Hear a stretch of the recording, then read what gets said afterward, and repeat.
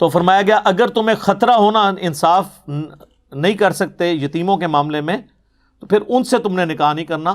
فانکحوا، پس نکاح کرو، ان یتیم عورتوں کو چھوڑ دو، ان کے سوا اور عورتوں سے نکاح کرو. ما طاب لکم، جو تمہیں پسند آئیں، من النساء، عورتوں میں سے، مثنا و ثلاث و رباع، دو دو، تین تین، چار چار. یہ عربی میں بولنے کا یعنی ایک محاورتاً یوں بات بولی جاتی ہے. اب بعض لوگوں نے یہ دو دو کو جمع کر کے چار کیا، تین تین کو جمع کر کے چھ کیا، 10 ہو گئی، اور چار چار کو جمع کر کے 8 کیا، اور کہتے ہیں 18 بھی ہو سکتی ہیں. یہ نہیں، یہ عربی لنگوسٹک ہے. تو یہ جو ڈبل بولا گیا نا، اس کا یہ مطلب ورنہ تو اللہ نے 18 ڈائریکٹ ہی کہہ دینا تھا. تو اللہ تو ہمارا دو دو کر لو، چلو تین تین کر لو.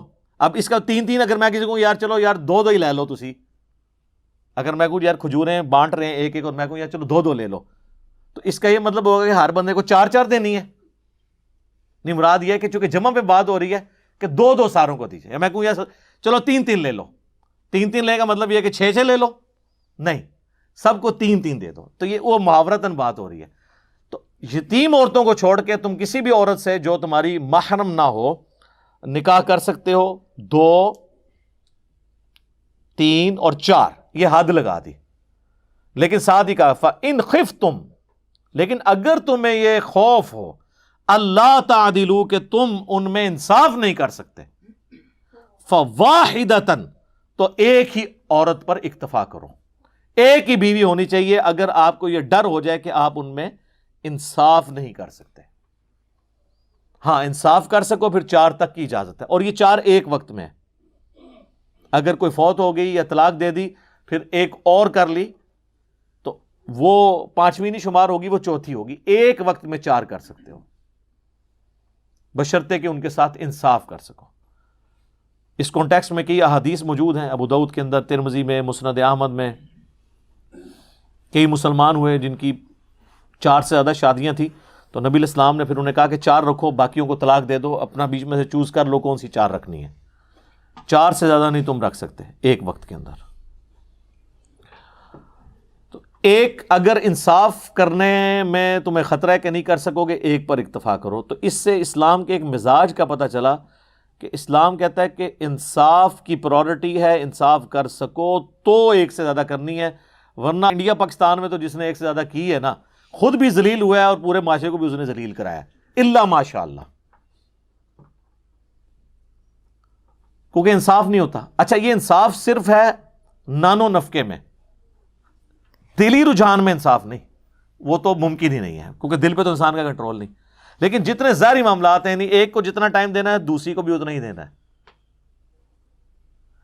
ایک کو جتنا خرچہ لگایا ہے دوسری کا بھی اتنا لگانا ہے. جو چیز کوانٹیفائی ہو سکتی ہے نا وہ ساری چیزوں میں برابر رکھنا ہے اسے. یہ نہیں ہے کہ ایک کو اعلیٰ گھر میں رکھا ہے دوسرے کو پھر تم انصاف نہیں کر رہے ہوگے، وہ آپ نے برابر رکھنا ہے. باقی دلی رجحان تو ظاہر ہے کہ بچے انسان کے اپنے سارے بچے ہوتے ہیں، لیکن سارے بچے ایک جیسے عزیز نہیں ہوتے. کچھ زیادہ کسی سے محبت ہوتی، کسی سے کم ہوتی ہے، لیکن ہوتی سب سے ہی ہے. اس میں انسان کنٹرول نہیں کر سکتا. اسی طرح ایک بیوی جو ہے وہ خامند کو زیادہ رسپیکٹ دیتی ہے، زیادہ اچھے طریقے سے بیہیو کرتی ہے، آٹومیٹکلی اس کی محبت خامند کے دل میں زیادہ ہوگی. لیکن یہ نہیں کہ اب یہ اس کی محبت میرے دل میں زیادہ ہے تو میں اس کے ساتھ زیادہ اس نے سلوک کروں ایز کمپیئر ٹو دوسری بیوی کے، الا یہ کہ وہ بیوی خود اپنا کوئی حق معاف کر دے، وہ والا معاملہ الگ ہے.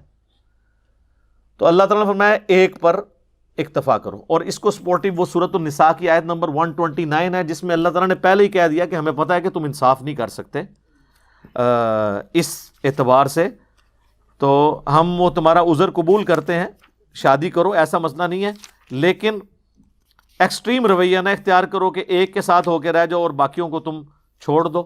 وہ اللہ تعالیٰ نے سورہ نساء کی ہی آیت نمبر 129 میں بینیفٹ آف ڈاؤٹ دے دیا ہے. وَلَن تَسْتَطِيعُوا أَن تَعْدِلُوا بَيْنَ النِّسَاءِ وَلَوْ حَرَصْتُمْ، تم کتنی بھی کوشش کر لو ہرگز اپنی بیویوں میں انصاف نہیں کر سکو گے. یہ تو اللہ نے خود ہی مان لیا. تو اس کا مطلب ہے اللہ تعالیٰ ہمیں چھوٹ دے رہا ہے. فَلَا تَمِيلُوا، بس ایک چیز کا خیال رکھو، فَلَا تَمِيلُوا كُلَّ الْمَيْلِ، فَتَذَرُوهَا كَالْمُعَلَّقَةِ، ایسا نہ کرنا کہ کسی ایک کی طرف ہی بہت جھک جاؤ اور دوسری جو ہے وہ سسپینڈڈ پوزیشن میں لٹکی رہے، نہ وہ شور والی ہے نہ بغیر شور والی ہے، ایک ہی کے پاس رہتے ہو دوسری کو سال ہزار پوچھتے ہی نہیں ہو، ایسے نہ ہو۔ تو اللہ تعالیٰ نے فرمایا کہ یہ ہمیں پتہ ہے کہ اس طرح کا انصاف نہیں ہو سکتا دلی محبت کا، لیکن جو دنیاوی طور پہ جتنی فیسلٹیز ہیں اس میں آپ نے انصاف کرنا ہے۔ او ما ملکت ایمانکم، یا پھر تمہارے ہاتھ کا مال جو کنیزیں ہیں۔ اب یہ آبسلیٹ ہو چکا ہے سلسلہ، اس زمانے میں تھی کہ جنگوں میں جو عورتیں غیر مسلم مردوں کی مسلمانوں کے ہاتھ لگتی تھیں، اور ان غیر مسلم مردوں کی عورتیں جو عورتیں جنگ کرنے کے لیے میدان جنگ میں آئی ہوتی تھی۔ یہ نہیں ہے کہ کوئی ملک فتح کیا تو ان کی ساری عورتیں مسلمان لونڈیاں بنا لیتے تھے، نہیں، صرف وہ عورتیں جو جنگ لڑنے کے لیے آئی ہوتی تھی ان کو لونڈیاں بنایا جاتا تھا۔ باقی جو اپنے علاقوں میں تھے جنگ نہیں لڑتے تھے، عام عوام الناس ان پہ نہیں ہوتا تھا ایسا سلسلہ۔ تو اب ان کا دو ہی حال تھے، ایک تو یہ کہ ان کو واپس بھیج دیا جائے کافروں کے پاس، وہاں جائیں گی تو وہ پھر دشمنی اتارنے کے لیے آ جائیں گی، اور دوسرا یہ کہ وہ مسلمان مردوں کو ڈپینڈنگ اپان جس کی جتنی پرفارمنس ہے جہاد اور قتال میں وہ امیر المومنین ان کو تقسیم کریں۔ خیر اب یہ سلسلہ ایبسلیٹ ہو چکا ہے، اسلام نے اتنا پروموٹ کیا غلاموں کو آزاد کرنے کے فضائل اور لونڈیوں کو آزاد کرنے کے اور خود نکاح کرنے کے۔ خود جو سیدہ صفیہ تھیں یہودیہ تھیں، اور یہ بھی لونڈی بن کے نبی علیہ السلام کے پاس آئی تھی، صحیح بخاری میں آتا ہے۔ تو نبی علیہ السلام نے ان کو آزاد کر کے ان سے نکاح کیا، اور آزاد کرنے کی جو قیمت تھی وہ ان کا حق مہر قرار پایا، اور وہ ام المومنین بن گئی۔ تو نبی علیہ السلام نے اپنے عمل سے یہ اس چیز کی ترویج کی ہے۔ تو آج یعنی یہ آبسلیٹ ہو چکا ہوا ہے، یہ مطلب بعض لوگ سمجھتے ہیں کہ یہ جو گھروں میں کام کرنے والی ہیں یا آپ جا کے کی علاقہ غیر سے عورت خرید کے لے آئیں تو وہ لونڈی بن جائے گی، اس طرح نہیں ہوتا، وہ لونڈیاں نہیں ہوں گی۔ اگر کوئی اس طریقے سے عورت لے کے آتا ہے تو نکاح ہی کرنا ہوگا، لونڈیوں والا معاملہ ان کے ساتھ نہیں ہوگا۔ ذالک ادنیٰ اللہ تعولوا، یہ زیادہ قریب اس کے ہے کہ تم ایک ہی طرف جھک نہ جاؤ۔ یہ نہ وہی والی بات کہ بھئی ایک طرف جھک جانے سے بہتر یہ ہے تم 2 3 یا 4 شادیاں کرنے کی بجائے ایک ہی بیوی کرو تاکہ یہ خطرہ ٹل جائے۔ اور میں تو پرسنلی کہتا ہوں کہ جو لوگ فائنینشلی سپورٹ کر سکتے ہیں انہیں ایک سے زیادہ شادیاں کرنی چاہیے، اگر ان کی ایک نبھ جائے۔ یہ نہ ہو کہ دوسری کریں تو پہلی بھی ختم ہو جائے، پھر ایک ہی رہ جائے گی، تو بہتر ہے پھر ایک ہی رکھیں، جس طرح ہمارے معاشرے میں آپ کو پتہ ہے اسی طرح صورتحال ہے۔ لیکن جو لوگ اب ظاہر ہے کہ کسی بڑی کاز کے لیے کام کرنے والے لوگ ہیں، ان کے لیے تو یہ پاسبل نہیں ہے کہ وہ نئے نئے بکھیڑے کھول کے بیٹھ جائیں، اور پھر ان کو مثالیں دینا نبی علیہ السلام کی زیادہ ازواج کی، تو وہ عرب کے کلچر میں وہ چیزیں ہضم ہو جاتی تھیں۔ ہمارے اس کلچر کے اندر تو ایک بندہ جو دیندار آدمی ہے، دین کا کام کرنے والا ہے، وہ اگر 2 یا 3 کر کے بیٹھ جائے تو وہ تو پیٹ سے آپ ہی گھر پڑا رہے گا، اس نے کام خاک کرنا ہے۔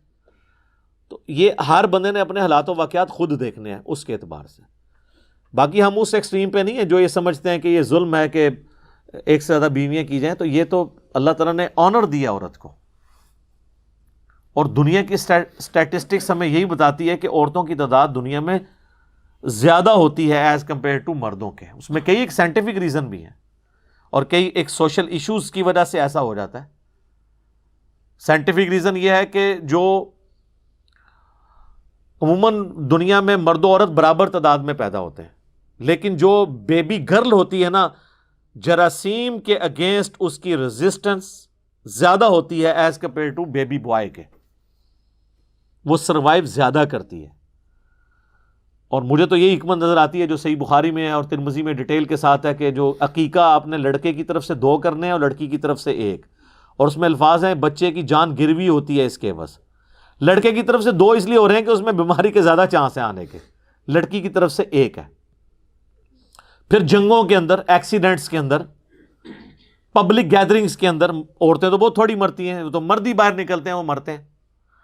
اسی وجہ سے آپ دیکھیں دنیا میں اکثر ممالک کے اندر عورتوں کی تعداد مردوں سے زیادہ ہے۔ پاکستان میں بھی عورتوں کی تعداد زیادہ ہو چکی ہوئی ہے، صرف ایک ملک ہے انڈیا، اور وہ اس لیے کہ آج سے میں آپ کو 20 سال پہلے کے فگر بتا رہا ہوں کہ روزانہ 3000 بچیاں وہ پریگنینسی میں ضائع کر دیتے تھے، آئیڈینٹیفائی ہونے کے بعد کہ یہ بیبی گرل ہے. 3000 ظاہر ہے جی، 1 ارب کے قریب تو آبادی اس وقت بھی تھی، اب تو بڑھ چکی ہے ان کی، تو 3000 تو اس میں کچھ بھی نہیں ہے. اور یہ BBC کی رپورٹ ہے کہ وہاں ایسا ہوتا تھا، اس وجہ سے وہاں پہ مردوں کی تعداد زیادہ ہے. ادروائز اگر آپ مختلف ملکوں کے سٹیٹسٹکس، میں تو پرانے سٹیٹسٹکس ہیں، یہ احمد دیداد صاحب نے اپنے لیکچر میں بیان کیے تھے، اور وہ بھی آلموسٹ سمجھ لیں آج سے 20 سال پہلے کے فگرز ہیں، اب تو اس سے زیادہ ہوں گے، کہ امریکہ میں 7.8 ملین یعنی 78 لاکھ عورتیں زیادہ ہیں ایز کمپیئر ٹو مردوں کے. انگلینڈ میں 40 لاکھ، جرمنی میں 50 لاکھ، رشیا میں 90 لاکھ، آلموسٹ 1 کروڑ عورتیں زیادہ ہیں ایز کمپیئر ٹو مردوں کے. تو اب یہ 2 آپشن ہے، یا تو یہ عورتیں جو ہیں وہ برائی کریں، یا پھر یہ کسی ایسے مرد کے ساتھ شادی کریں جس کی آلریڈی کو بیوی ہو. ویسے تو اب وہاں پہ خاندانی نظام ٹوٹ چکا ہے، تو ایک والا بھی معاملہ نہیں رہا، لیکن میں لاجیکلی بات کروں کہ اسلام چونکہ خاندانی زندگی میں بلیو رکھتا ہے سوشل ویلیوز کے اندر، تو اس لیے یہ آپشن چھوڑا ہے. اچھا یہ بات لیتے ہیں قرآن میں حکم ہے 4 شادیاں کرو. سر قرآن میں یہ حکم نہیں 4 شادیاں کرو، قرآن میں حکم یہ ہے کہ 1 شادی کرو. 4 کی اجازت دی گئی ہے. اس معاشرے میں جہاں 100 لوگوں نے عورتیں رکھی ہوتی تھی، ان کو کم کر کے 4 پہ لے کے آئے. حکم 1 کا ہے، 4 کی اجازت ہے. 4 کرنے کا حکم نہیں ہے کہ گنتی 4 کی پوری کرنی ہے. بلکہ اگلے دن ہماری اکیڈمی میں ایک فون آیا، وہ کہنے لگے کہ جی ایک اسلامی بہن تھی، ان کی طلاق ہو گئی، اس کے بعد انہوں نے دوسری جگہ شادی کی تو وہ شوہر فوت ہو گیا، پھر تیسری جگہ کی تو وہ فوت ہو گیا، چوتھی جگہ کی تو وہ فوت ہو گیا، تو وہ اب اس کی 5ویں شادی نہیں کروا رہے. وہ کہہ رہے ہیں 4 سے زیادہ شادیوں کی اجازت نہیں ہے، وہ 4 کر چکی ہے. یہ لوگوں کا آپ دیکھ لیں ذہنی لیول کیا ہے. تو عورت تو 1 ہی شادی کرے گی، 4 کی اس کو کہاں سے اجازت ہے؟ ایک وقت میں 1 کرے گی. اور صحابہ کرام میں یہ ایسے ویسے کوئی عیب نہیں سمجھا جاتا تھا اس طرح کا. آپ دیکھ لیں اسما بنت امیس حضرت جعفر طیار کی بیوی تھی، جو غزوہ موتا میں شہید ہوئے. جب وہ شہید ہوئے تو ان کی اس بیوہ کے ساتھ حضرت ابوبکر صدیق نے شادی کر لی. اس سے محمد بن ابی بکر پیدا ہوئے جس سال حضور نے حج کیا تھا. پھر 4 سال کے بعد حضرت ابوبکر فوت ہو گئے، تو حضرت علی نے ان سے شادی کر لی اسما بنت امیس کے ساتھ. اسی لیے محمد بن ابی بکر کی ساری پرورش مولا علی نے کی ہے، اور وہ ان کے بچوں کی مانند تھے. تو یہ کوئی عیب نہیں سمجھا جاتا تھا اس چیز کو. ہاں ایک چیز کو بین کیا گیا کہ نبی کی بیوی کے ساتھ کوئی شادی نہیں کر سکتا. وہ سورۃ الاحزاب میں ہے کہ اللہ کے نزدیک یہ بہت بڑا گناہ ہے کہ تم نبی کے مرنے کے بعد ان کی کسی بیوہ کے ساتھ شادی کرو. اور اس سے پہلے بلکہ فرما دیا النبی اولیٰ بالمؤمنین من انفسہم وازواجہ امہاتہم.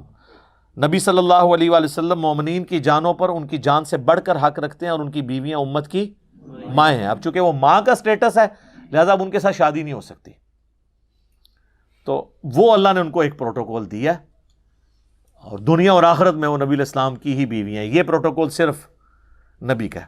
یہ جو کہتے ہیں نا جی وہ شہید زندہ ہے تو شہید سے مانگ سکتے ہیں، تو ہم اگلی بات کرتے ہیں تو شہید کی بیوہ پھر شادی کیوں کر لیتی ہے اگر شہید زندہ ہے؟ تو جعفر طیار شہید ہوئے تھے نا، صحیح بخاری میں آتا ہے کہ ان کے 2 یہ بازو کٹ کے تھے، اللہ نے جنت میں ان کو 2 پر دیے جس میں وہ اڑتے ہیں. ٹھیک ہے نا. تو حضرت جعفر طیار جو مولا علی کے بھائی تھے، وہ شہادت کے بعد بھی زندہ تھے نا، ان کی شہادت تو کنفرم ہے نا، تو ان کی بیوہ نے شادی کو کر لی تھی حضرت ابوبکر کے ساتھ. ٹھیک ہے. تو یہ اہمی کہانیاں بنائی ہوئی ہیں.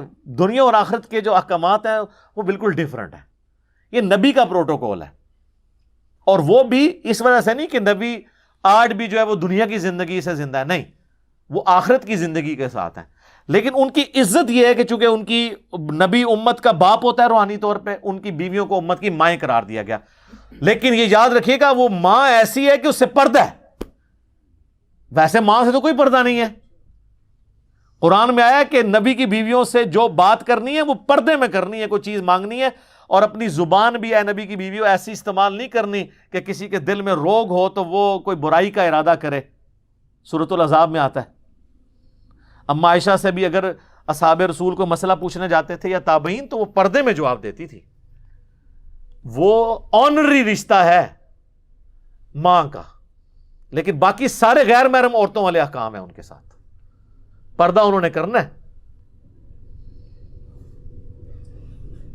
تو وہ ایک پروٹوکول ہے. باقی تو ظاہر ہے کہ پھر اللہ تعالیٰ نے یہ والا جو محرم رشتوں والا ایشو ہے یہ بہت کریٹیکل، اس کے اوپر جو ہے وہ حکم فرمائے ہوئے ہیں پردے کے اعتبار سے.